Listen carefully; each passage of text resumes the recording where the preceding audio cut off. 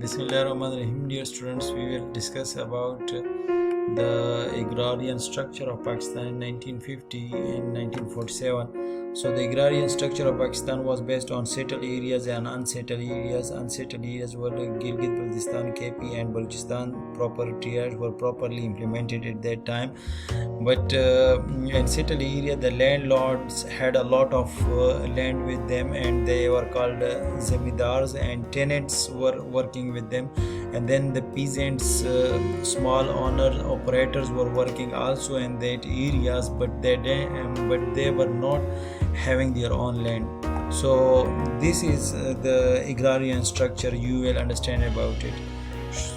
Then we study about the changes in agrarian structure of Pakistan. Why we study about agrarian structure? Because when Pakistan came into existence, it had a lot of problems because the people were migrated from India at that time, and they had nothing with them, just came from India, and they were landless. They had no shelter, they had no clothing, they had nothing with them, due to which they remain very poor.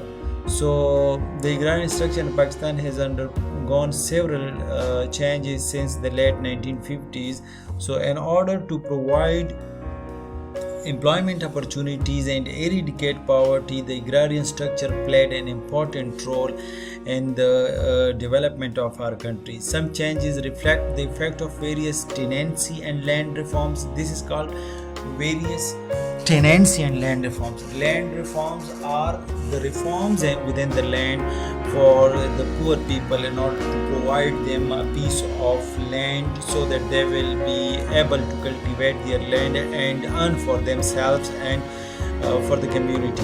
But most have been brought about by rapid population growth was also one of the main problem. Laws of inheritance was also one of the main problem. New technologies were not introduced at that time, were is a problem, and forces of the market was not fully developed. Rural urban migration was very high at that time, because in rural area people were not able to find any job. The flow of remittances from rural to urban was also one of the main issue. Changes and remittances from foreign countries was also one of the main issues at that time. Changes in government policies on support prices, input subsidies were also not given by the government, and the government were deciding to give the subsidies to the inputs. Inputs means the seeds, the technologies, the farmer use within the land. So these are called inputs. And the inputs, government you mostly give subsidies on the inputs in order to provide cheap technology to the farmers to cultivate their land.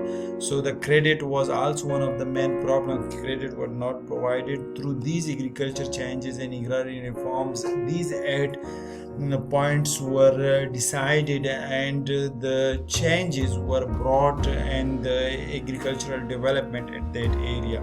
So the tenancy acts of 1990, 1940 and 1950s gave legal protection to the tenants, but did not alter the system, asymmetric relationship of the peasant and zamindar.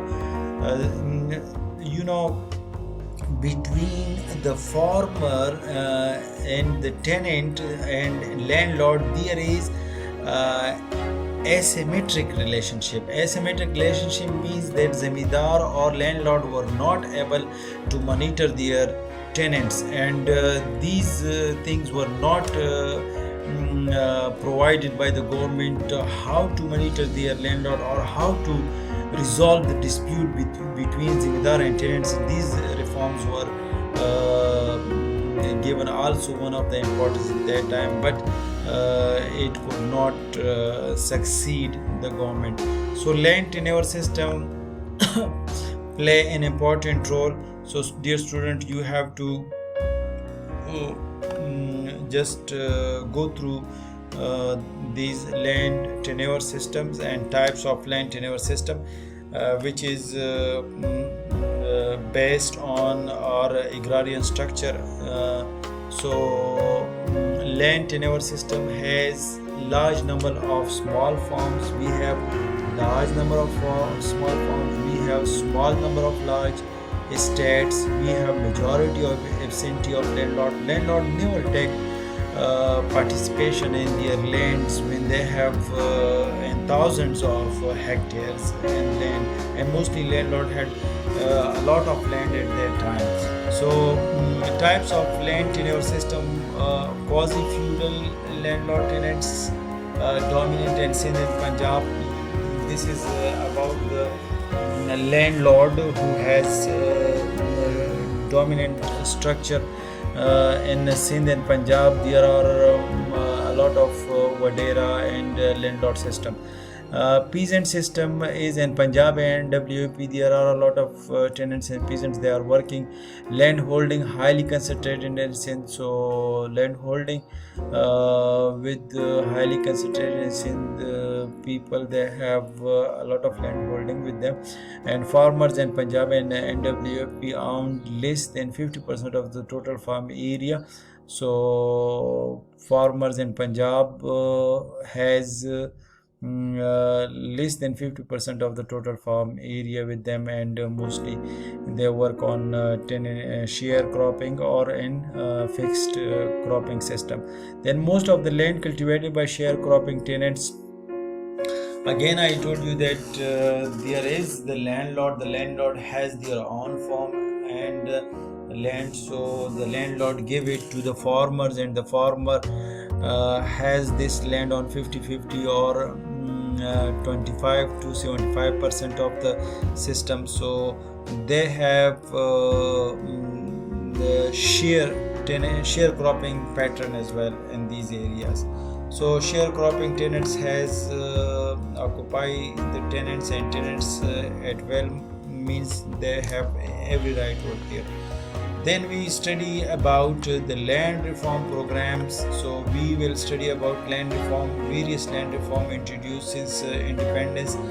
Tenancy reforms of 1950, land reforms 1959, land reforms 1972, land reform 1977. So these are the land reforms which were introduced, and these land reforms were mostly based on how to improve the agricultural production and how to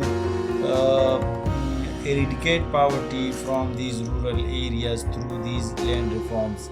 So here you have seen about it that land tenancy reforms of 1950s implemented in 3 provinces: NWP, Punjab and Sindh. Purpose was to eliminate absentee landlords or rent collectors. Reforms were nominal, no impact on contractual arrangement. Landlord and sharecroppers lead to increased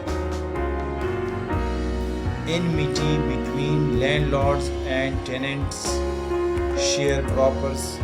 So this means that the purpose of this reform was to give the relief to the landlords or to give the land to the tenant or to the farmer through the rental process, not to give them through sharecropping process in order to eliminate the landlords absentee from the region. So these land reform programs also played an important role, and the commission was formed in 1959. This is the land reform of 1959, and the commission gave recommendation to government of Ayub Khan. Land reform undertaken, the Martial Law Regulation 64 Act. So these land reforms were introduced in the Ayub Khan government, and the main objective of these reforms, you must have to remember: to boost agriculture production, to ensure social justice, to ensure security of the tenure. So these were the 3 objectives which were provided in the land reforms. So students of introduction to rural development, they would only study the introductory objectives of these land reforms. You don't have to study about the main feature, positive effects and drawbacks of these land reforms. So now we will study about the land reforms promulgated in 1972 by Zulfikar Ali Bhutto, undertaken under the Second Land Reform Act Marshalla 115 and implemented in 1973. So these are based on these reforms have the same objectives as the reforms were implemented in 1959 to boost agriculture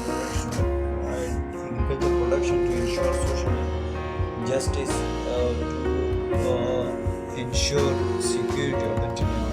So students from agriculture, rural development, you must have to study about 1959, 1972 and 1977 reforms, when they took place and what were their objectives. You don't have to study the whole reforms, and at the end I will tell you about land reform 1959, 1972 and 1977. So all these reforms had again the same objectives. Agricultural development was important. Objective was to improve the agricultural development. Institutional changes in the land system were provided. Creation of employment opportunities in rural areas and poverty alleviation in the rural areas. These four were the objectives of the 1959, 1972, 1977 land reform. So you must have to remember these objectives, and you must have to remember when the land reforms took place and what was the main reason behind it and what were the objectives of these land reforms.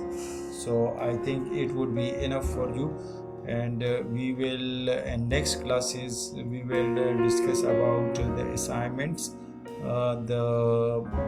about the examination pattern, and how can we conduct our exam, and how we will submit our assignments in order to provide you specific marks. Thank you so much for your kind cooperation. Allah Hafiz.